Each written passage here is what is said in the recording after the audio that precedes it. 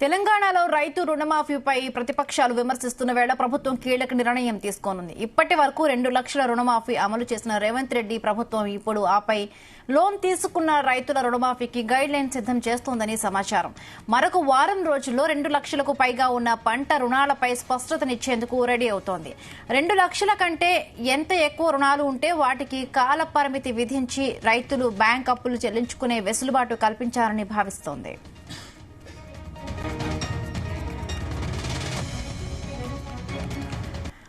ఇదే అంశానికి సంబంధించి మరిన్ని పూర్తి అప్డేట్స్ మా ప్రతినిధి శ్రీచరణ్ అందిస్తారు. శ్రీచరణ్. హిమబిందు ఇప్పటి వరకు 2 లక్షల క్రాప్ లోన్ల మాఫీ ప్రక్రియ చేపట్టిన సర్కార్ ఆపై ఉన్న పంట రుణాలకు మాఫీకి గైడ్ లైన్స్ సిద్ధం చేస్తుంది. మరో వారం రోజుల్లో 2 లక్షల పైగా ఉన్న పంట రుణాలపై స్పష్టత ఇచ్చేందుకు వ్యవసాయ శాఖ సమాయత్తమవుతున్నది. 2 లక్షల కంటే ఎక్కువ రుణాలను చెల్లించేందుకు గడువు పెట్టే యోచనలో కూడా వ్యవసాయ శాఖ ఆలోచిస్తుంది. నిర్ణయించిన 2 లక్షల కంటే ఎంత ఎక్కువ రుణాలు ఉన్నాయనే దాన్ని బట్టి కాల పరిమితి విధించి రైతుల బ్యాంక్ అప్పులు చెల్లించుకునే వెసులుబాటు కూడా కల్పించనుంది. ఎక్కువ అమౌంట్ చెల్లించాల్సిన రైతులకు కొంత ఎక్కువ గడువు ఇచ్చే అవకాశం కనిపిస్తుంది. కుటుంబం యూనిట్ గా ఉండే ఈ రుణమాఫీలో కుటుంబ సభ్యుల్లో మహిళల లోన్లకే ఎక్కువ ప్రాధాన్యత ఇవ్వనున్నట్లు ప్రస్తుతం చర్చ నడుస్తోంది. రైతులను రుణ విముక్తులు చేసే దిశగా ప్రభుత్వం అడుగులు వేస్తోంది. అయితే 2 లక్షల పైగా రుణం ఉన్న రైతులకు వెసులుబాటు ఇచ్చేందుకు ప్రభుత్వం ప్రస్తుతం ఆలోచన చేస్తుంది. 2 లక్షల కంటే ఎక్కువ రుణాలను చెల్లించేందుకు గడువు పెట్టే ఆలోచన కూడా ప్రభుత్వం ఉంది. రైతులను పూర్తి స్థాయిలో రాష్ట్రంలో రుణవిముక్తులు చేసే క్రమంలో నిర్ణీత 2 లక్షల క్రాప్ లోన్ల కంటే ఎక్కువ ఉంటే రైతులపై మొత్తం చెల్లించిన తర్వాతే రుణమాఫీ చేస్తామని సర్కార్ ఇప్పటికే స్పష్టం చేసింది. గత బీఆర్ఎస్ ప్రభుత్వం రెండోసారి అధికారంలో వచ్చిన 5 ఏళ్లలో చేయాల్సిన పంట రుణమాఫీలో దాదాపు సగం చేయకుండా ఎగ్గొట్టింది అని కూడా కాంగ్రెస్ నాయకులతో పాటు మంత్రులు కూడా ఇప్పటికే పలు వేదికల మీద ఆరోపణలు చేసిన విషయం తెలిసిందే.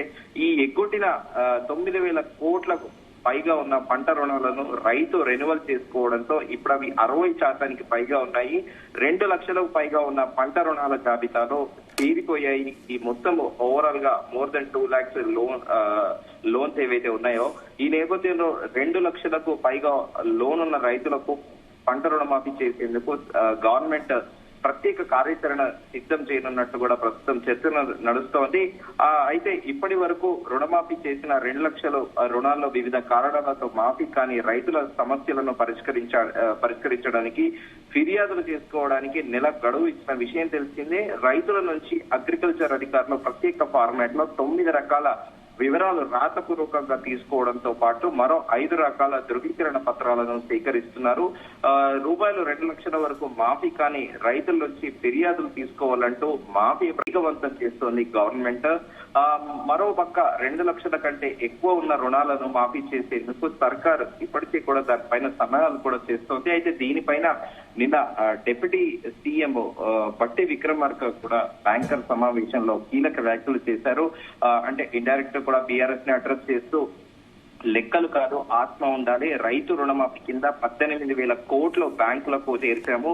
రైతులకు మాత్రం నేటి వరకు ఖరీఫ్ల కొత్త రుణాలు 7,500 కోట్లు మాత్రమే ఇచ్చారు. రుణాల మంజూరులో వారం ఆలస్యమైన ఫలితం ఉండదు అంటూ కూడా నిన్న కీలక వ్యాఖ్యలు చేశారు డిప్యూటీ చీఫ్ మినిస్టర్. గ్రామీణ ప్రాంతాలను వేగంగా అభివృద్ధి చేయాలని మా ప్రభుత్వం నిర్ణయించింది. రీజనల్ రింగ్ రోడ్ నిర్మిస్తున్నాము. వ్యవసాయ రంగం రాష్ట్రానికి వెన్నుముకగా భావిస్తాము. రుణమాఫీ రైతు భరోసా ద్వారా పెట్టుబడి సాయం దాంతో పాటు భారీ మధ్యతరగతి సాగునీటి ప్రాజెక్టులకు పూర్తి నిధులు కేటాయిస్తున్నాము. ఉచితంగా 24 గంటల విద్యను అందిస్తున్నామంటూ కూడా నిన్న డిప్యూటీ సీఎం బట్టి విక్రమార్క వ్యాఖ్యలు చేసిన విషయం తెలిసిందే.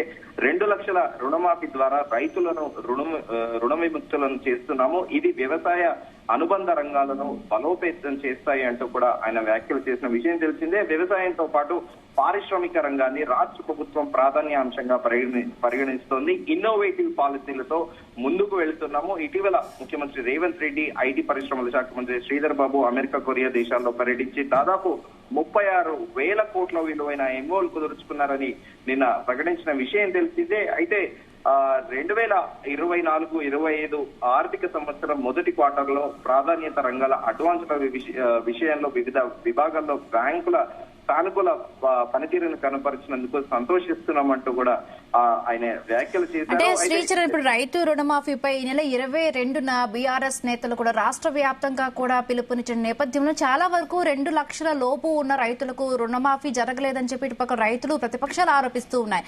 సో మొన్న ఉత్తమ్ కుమార్ రెడ్డి మీడియాతో మాట్లాడుతూ 2 లక్షల కన్నా పైన ఉన్న రుణాలు కూడా కట్టాల్సిన పరిస్థితి ఉంటుంది. ఇప్పుడు గైడ్ లైన్స్ కూడా కొత్తగా ఇస్తున్నారు. సో వీటన్నిటిని ఎలా చూడాలి? అయితే రుణమాఫీ డబ్బులు బ్యాంకులకు చేరిన తర్వాత ఈ ఖరీఫ్ లో కొత్త రుణాలు 705 కోట్లు మాత్రమే ఇచ్చారంటూ కూడా నిన్న డిప్యూటీ సీఎం ప్రకటించిన విషయం తెలిసిందే. క్వార్టర్లీ మొత్తం కూడా 17,300 కోట్ల ఖరీఫ్ లో కొత్త రుణాలు ఇచ్చామంటూ కూడా ఆయన ప్రకటించారు. అయితే అక్కడక్కడ ఎక్కడైతే రైతు రుణమాఫీ లేదో ప్రతిపక్షాలు ఆరోపిస్తున్నట్టు దానికి కొన్ని టెక్నికల్ ఇష్యూస్ కూడా ఉన్నాయంటూ కూడా నేను డిప్యూటీ సీఎం తో పాటు వ్యవసాయ శాఖ మంత్రి తుమ్మల నాగేశ్వరరావు కూడా కీలక వ్యాఖ్యలు చేశారు. దాదాపు 22,000 కోట్లు బెనిఫిషనరీస్ అకౌంట్ లోకి వెళితే తిరిగి అవి అకౌంట్ లో గవర్నమెంట్ అకౌంట్ కు వచ్చాయి. మళ్ళీ 8,000 కోట్లు ఇప్పటికి చేరాయని కొద్ది రోజుల కిందట కీలక ప్రకటన చేసిన విషయం తెలిసిందే. అయితే రుణమాఫీ నిన్న నీటిపారుదల శాఖ మంత్రి ఉత్తమ్ కుమార్ రెడ్డి కూడా 2 లక్షల పైగా ఉన్న వాళ్ళని కూడా లోన్ మాఫీ చేస్తామని చెప్పిన విషయం తెలిసిందే. అయితే కొంతమందికి పాస్బుక్ తో పాటు ఆధార్ లింక్ లేని వాళ్ళకి కూడా మండల ఎంఐఓ అధికారి దగ్గరికి వెళ్లి నెల రోజుల పాటు సమయం కూడా ఇచ్చింది ప్రభుత్వము. పాస్బుక్ తో పాటు passbook ration card, Aadhaar card, కొంతమందికి పాస్బుక్ ఉంటే ఆధార్ కార్డు లింక్ అయి లేదు, కొంతమందికి రేషన్ కార్డుతో ఉండి పాస్బుక్ లింక్ అయి ఉంది. సో దీనికి గవర్నమెంట్ అఫీషియల్ గా కూడా ఎవరైనా ఒక ఐడెంటిటీ కార్డు అంటే కేంద్ర ప్రభుత్వము రాష్ట్ర ప్రభుత్వం జారీ చేసిన ఓటర్ ఐడి కార్డు లేదా ఆధార్ తో కూడా అనుసంధానమైన వాటికి మొదటి విడతగా కూడా రైతు రుణమాఫీ చేశామని ప్రభుత్వం స్పష్టం చెబుతోంది. దీని మేరకు నెల రోజుల పాటు గడువు కూడా ఇస్తున్నాము రైతులకి. దీనిలో ప్రత్యేకంగా రైతుల గురించి అగ్రికల్చర్ అధికారులు రైతుల నుంచి ప్రత్యేకంగా కూడా ఫార్మాట్ ముందుగా అనుకున్నట్టు 9 రకాల వివరాలు రాతపూర్వకంగా తీసుకోవడంతో పాటు మరో 5 రకాల ధృవీకరణ పత్రాలు సేకరిస్తున్నారు.